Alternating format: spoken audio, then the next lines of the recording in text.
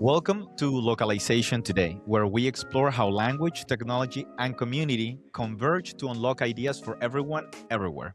I'm Eddie Arrieta, CEO at MultiLingual Media. Today's episode dives into one of the most important conversations happening across our industry: the role of AI in localization and how professionals can shape that future rather than simply react to it. Our guests are Belen Agulló and Marina Pantcheva, two of the voices behind the AI Localization Think Tank, a collective of industry experts committed to creating informed, diverse, and open discussions about the impact of AI in localization.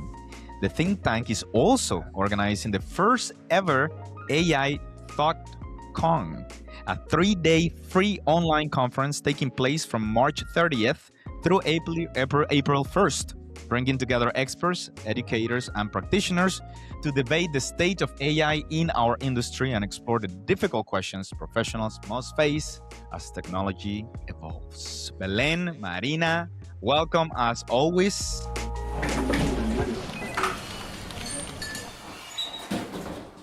Thank you so much, Eddie. Thank you for so great to be here.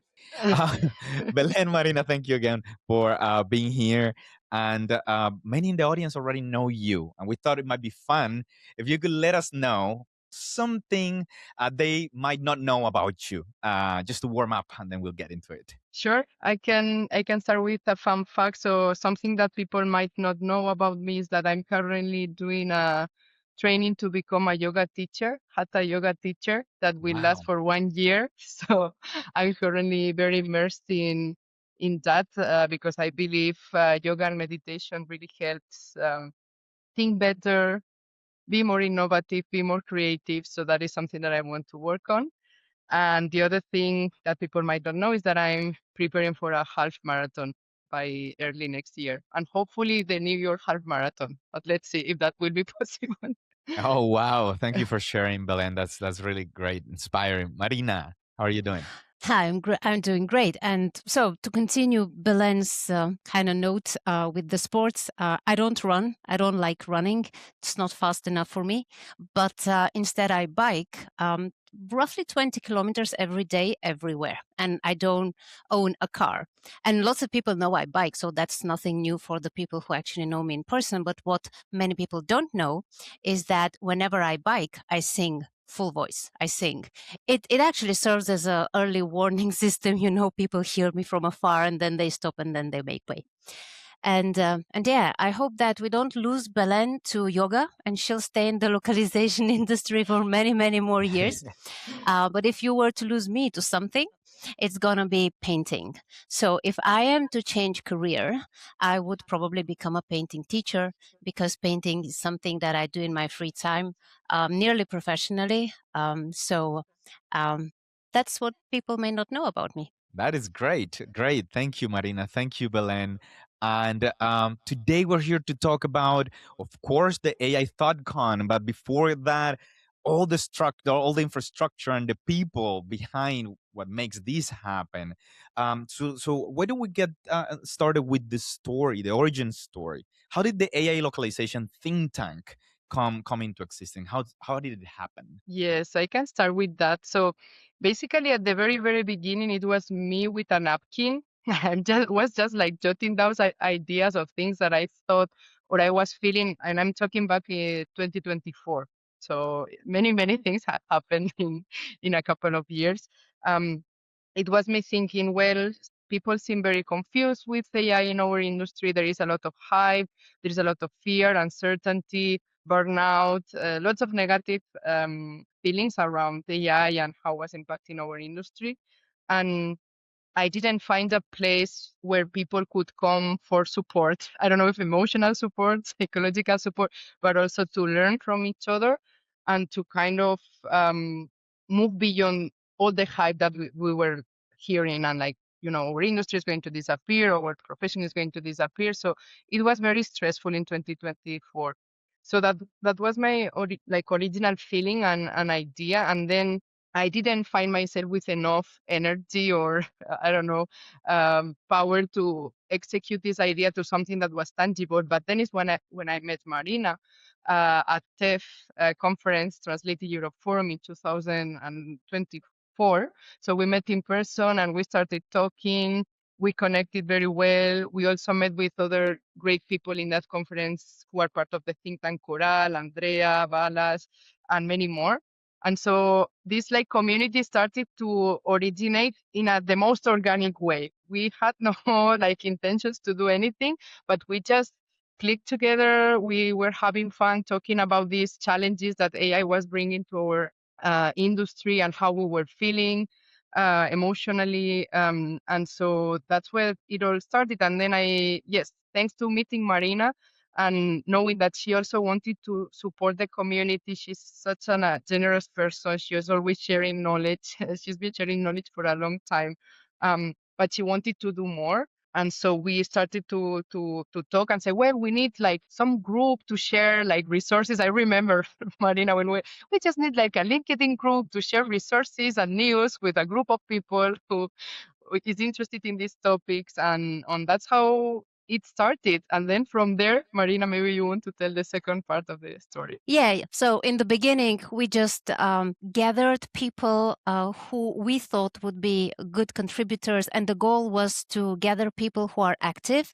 They have high levels of energy. They can produce content, discuss ideas, and have time for that.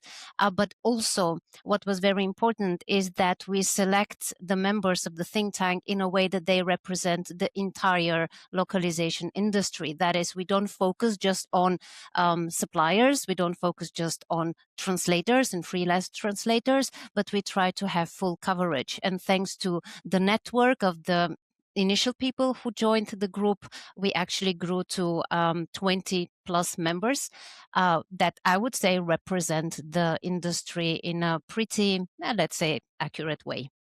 Right, so we still have some gaps, but those we hope to fill in.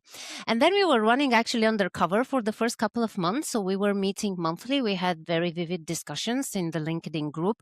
And once we saw that this is all working and that actually during those discussions, we generate very useful insights, help each other, but also they can be helpful for the entire community.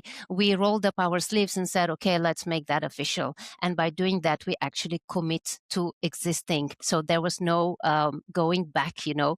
So after the trial period, we saw that this is worth, we should actually go public and start sharing all those interesting insights and, discussions and the different perspectives we have on the same problem. So we created the first version of our website and launched it officially. And since then, it's been all actually developing at a pretty great speed, which brought us to organizing even a conference. Who would have thought that we would be doing that a year ago?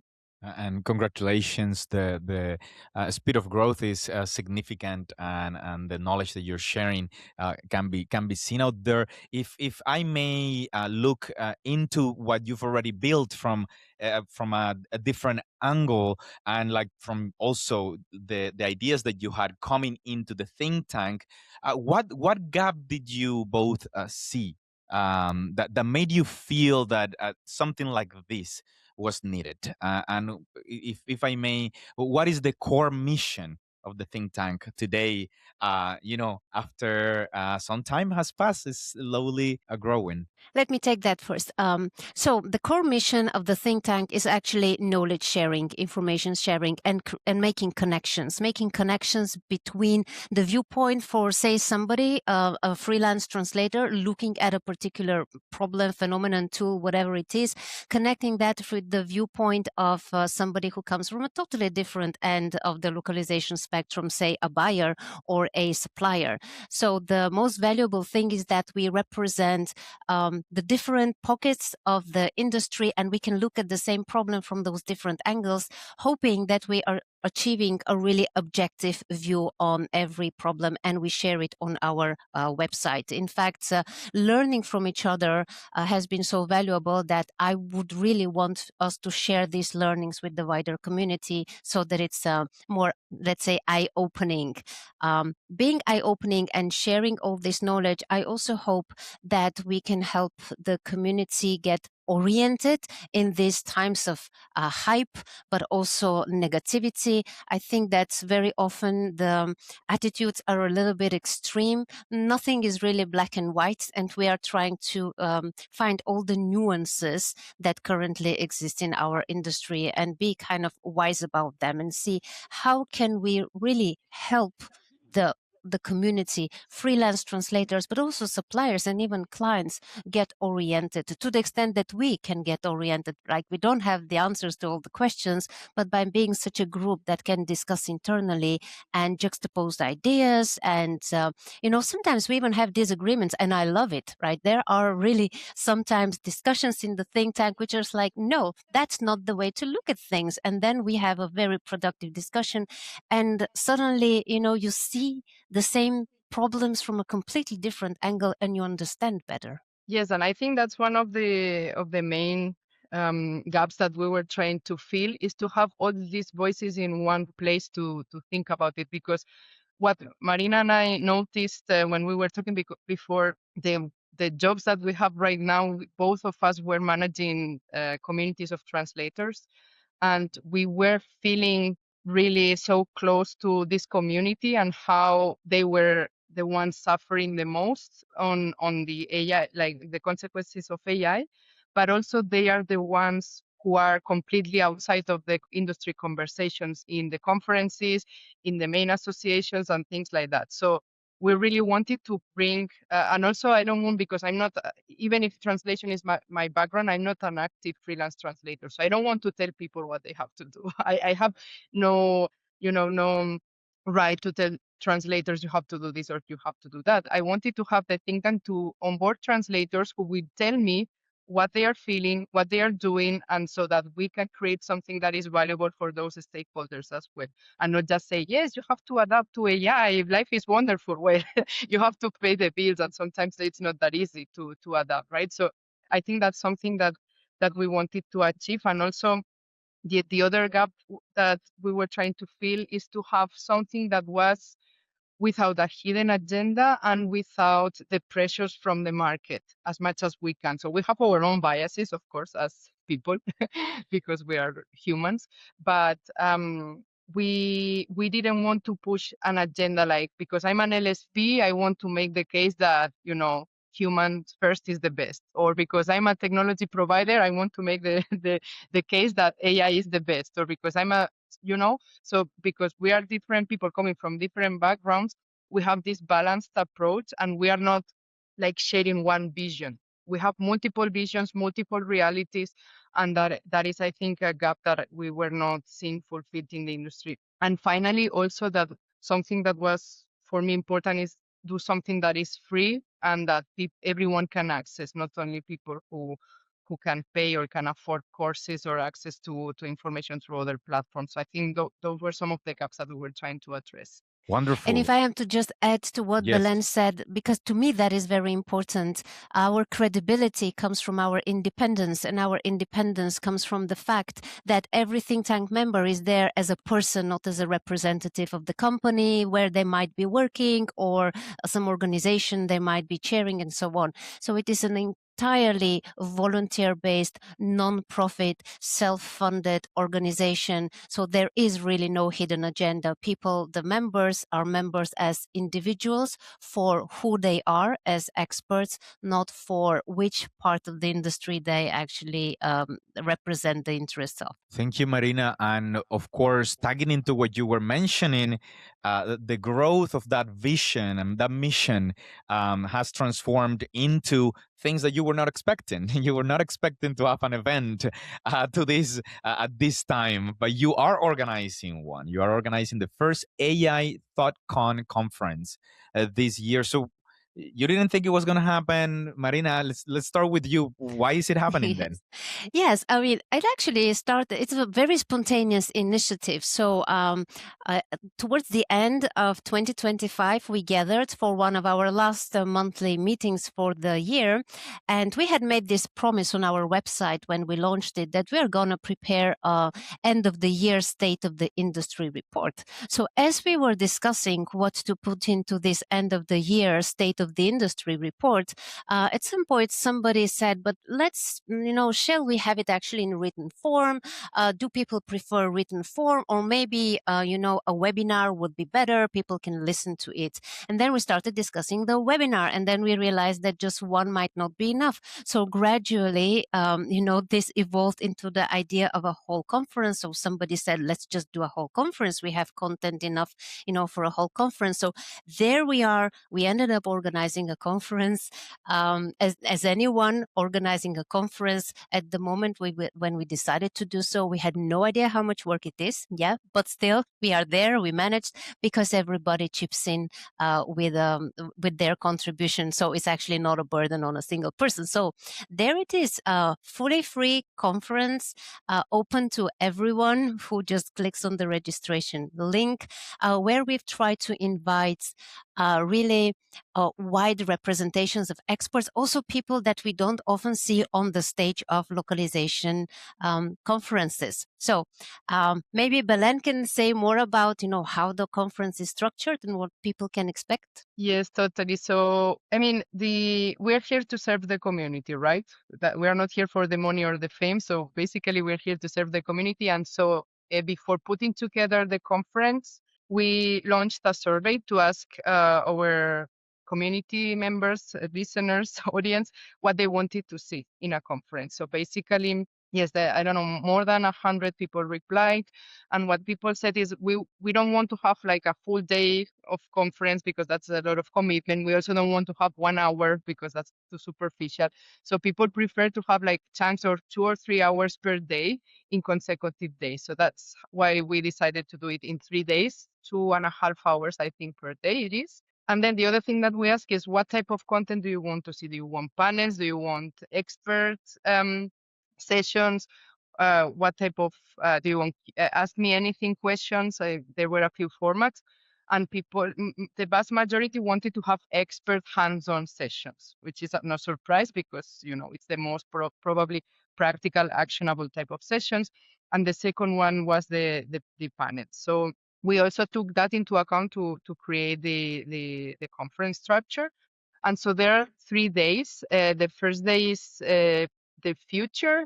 No, I don't remember the exact. The first day is the people. The second day is the future. The third day is technology, or in a different way. But we wanted to focus the 3 themes, and we wanted to, yes, basically reflect on what the future of our industry will look like, what is the role of the people within that industry, and what is the role of technology.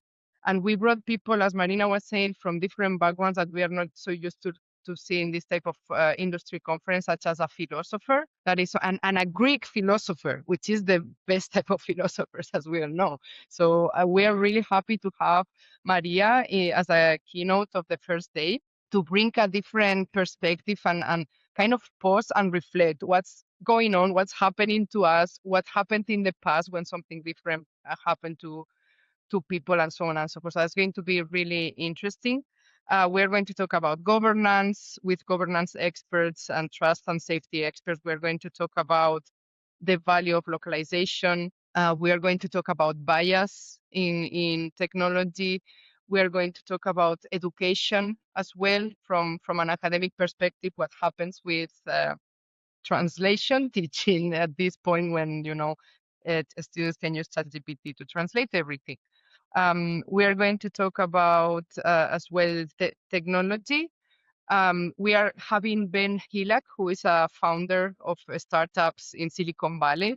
He is working currently at this company called Raindrop, which basically creates guardrails for agentic workflows, and it's something super interesting and super hot as well for our industry. And we are going to have also talks about translators, what to do in the age of AI for translators, quality evaluation, and how to use also N8N or to design workflows. So again, going into agentic, and how to use Lovable for prototyping. So really very packed program with a little bit of everything for each stakeholder in the industry. So we know some people might not like the technology as much, but might be more interested in the humanistic part or the other way around. And the days are organized in a thematic way so that, if you don't like one topic, you can just attend one day and still get value. So we hope that this will bring something new and fresher and useful, hopefully, to the industry. And yeah, we will see once we do it and gather feedback from people. I'm sure that's going to be the case. Of course, across the industry, there is different types of responses from AI and what AI is doing around, from fear to cautious optimism. How can the conference help the industry move from fear towards a more constructive engagement? And I think that's where Marina excels, right? And bringing it down to earth to put it in a simple way. Yes. Well, I think the answer is very simple. Fear is caused by the unknown. You fear what you don't know and don't understand. So our mission is very simple. Let's share knowledge. The more informed people are, the less they're gonna fear the unknown, and they're gonna adopt a more constructive approach. So our hope is that this conference is gonna give a lot of answers, fill in a lot of gaps, and help people to orient themselves in this constantly shifting industry. And this is also reflected in all the content that the think tank prepares. We have a AI Research Explained series.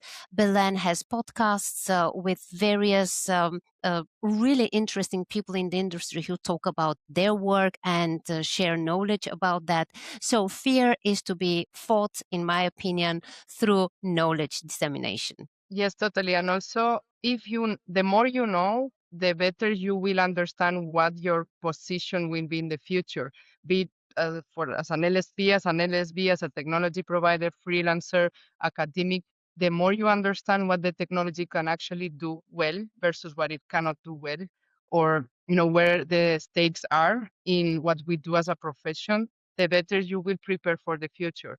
What I don't want us to happen is that things happen to us, right? And which is what is kind of happening recently, honestly. It's like we've been there, we've been all preparing for this, but somehow many like technology groups have to cover the conversation. And in many companies, you're seeing how the technology teams, not necessarily the localization teams, are leading the conversations about how to use AI in localization. Not in every company, not everywhere, but in many places. That's what I'm experiencing, is that kind of localization teams are shy or something in taking leadership. Maybe not shy, but maybe because we don't know technology so in depth, or we have the feeling that we don't know as much as technology teams. We are like letting that be led by other teams, and what that will make is that things will happen to us without us to deciding. And I think through the think tank, what we want to achieve is that we take ownership of our future, we take ownership of this conversation, and we can lead and shape what's happening to our industry, not just wait and see and just, regret in the end that, now we are doing things we don't like. Well, figure out what you like and do it. That is right. And of course, I'm sure that those that are listening will say all of this for free. Great lineup, great topics.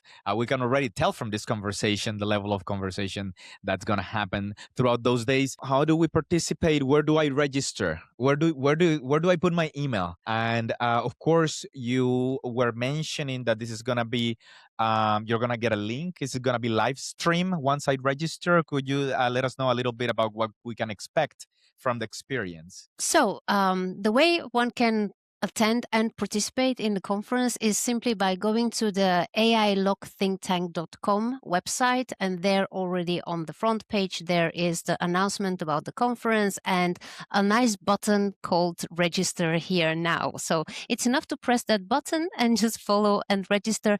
And actually, really, email is the only thing we want. The registration form is super simple. We are not collecting any information about what kind of company do you represent, how did you learn about us, and that sort of thing. We decided to keep it very, very light. So that is enough. Actually, our cap of registered participants that we can stream through our webinar have already been reached because the response has been enormous. And just within 2 or 3 weeks, we actually reached the upper limit that we had set up for our for number of registered people. But we will stream the conference so that everybody who registered can watch it. So it's going to be streamed on YouTube. And I think Belen has more details about it. And in addition, there's going to be a live chat, which we will be managing so that people can discuss and ask questions and have an environment where they can talk to each other, just like in a real conference. Yes, and we will also be uploading the sessions to YouTube after the conference. So if you cannot make it for some reason, the content will be available for everyone, even if you're not available the day of the conference. So yes, some of you, the first lucky 300 participants, will be able to join in Zoom, and the rest will have to join through YouTube. We are trying to also stream it through LinkedIn, but that's to be discussed. Guys, we are like a small group, we have no funding, and we're relying on what we can do with our own members, but we are still trying. So we will be announcing exactly the ways that you can access the content in the next week so that everything is clarified. But Zoom and YouTube for sure. Well, Belen, you're saying you don't have enough hands, you don't have enough members. Okay, so beyond the conference, how can the individuals, because you said this is for individuals, this is not for companies or people representing companies, this is individuals representing individuals and their ways of thinking. How can the listeners who are saying this just resonates with me very strongly? Can I reach out? Can I be one of those hands? Can I pay for the LinkedIn streaming services? I don't know. You tell me. Thank you so much, Eddie. So yes, there are different ways how people can engage with us. So we have a small group of 23 people. We are not planning to increase the internal community a lot, just because we don't have enough bandwidth to manage more people, basically. We would love to have a huge community, but we prefer it to keep it small and then make a wider impact through the things that we do together. So if people is interested in doing more for the think tank or engaging with us, first of all, go to our website, AILocThinkTank.com. You can check all the resources that are available there, articles, posts, webinars, interviews, curated resources, library of resources. And then we also have this section called Ask the Think Tank, Q&A. That is super important for us because we are creating content for the community. We want more questions coming through that form so that what we create is relevant for the people reading our content or listening to our to the things that we're putting together. So please use the Ask the Think Tank queries and answers button in the website as well. And we're also looking for people to be interviewed in the podcast. If you have a nice story to share, if your voice is not heard enough because you don't have enough platforms or you don't have visibility, but you have something important to share, reach out to us, reach out to me. And we're also planning to include guest publications from some selected people that we believe can add value. We're sometimes are reaching out to people, say, hey, we believe what you're doing for the community is interesting. Would you like to share in the think tank as well? And as long as it's aligned with the values of the think tank, so no promotion, no hidden agenda, fact-checked, curated information, and all these things that we discuss, we are super happy to give our platform to more people, just for the sake of the community. So yeah, I think those are the things that we can do. Wonderful. Thank you so much. And of course, this has been a wonderful conversation. I can't wait for the event. And of course, it will always be a pleasure to bring you back here. I know we've brought both of you on different topics, separate things this time, talking about the think tank, but we look forward to any of the reports that you might get out, any future events. And we love the audience to get to know about those. Participate, register, especially for these amazing events at no cost. But before we go, Belen, Marina, is there anything else you'd like to add? Anything else you'd like to say to our wonderful audience here at Localization today? My final words would be what I always say, and this is actually the way I always end, almost always end my presentation and public talks, and it's stay curious. Keep learning. Don't give it to fear. Attend our conference if you have time during the conference. If not, watch the recordings. I hope this is going to bring value for you and you're going to discover something new and get inspired to do something new. And I mean, what can I say after Marina's line, which was perfect to wrap up? Just thank you, everyone who's been supporting the think tank so far, for your likes on LinkedIn, for your comments. It means a lot to us. And thank you, Eddie and MultiLingual, for having us twice. Thank you so much. We're very grateful. This is wonderful. Thank you again, Marina, Belen. Thank you for those that are listening today to Localization Today. I hope you're all saying thank you to the think tank through your likes and your comments and your participation in the event that's coming. Again, March 30th through April 1st. AI ThoughtCon conference, offering 3 days of discussions, insights, and community engagement around AI and the language industry. You can learn more and register through the AI Localization Think Tank website. Catch new episodes of Localization Today on Spotify, Apple Podcasts, and YouTube. Subscribe, rate, and share so others can find these wonderful conversations. I'm Eddie Arrieta with MultiLingual Media. Thanks for listening and see you next time.